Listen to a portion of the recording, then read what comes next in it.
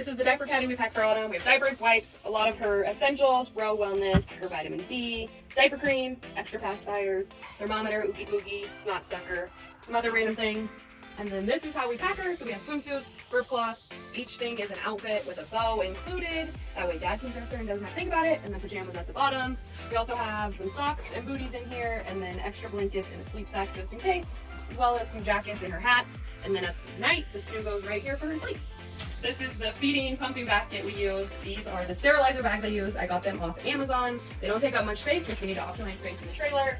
I have some additional pump parts, a bottle warmer, milk bags, a bottle in case anyone else needs to feed her. And I'll show you how easy it is to use these. You just open it up, you add 2 ounces of water, and then you throw in whatever parts you're sterilizing, and you heat it up based on the wattage of your microwave. All sterile.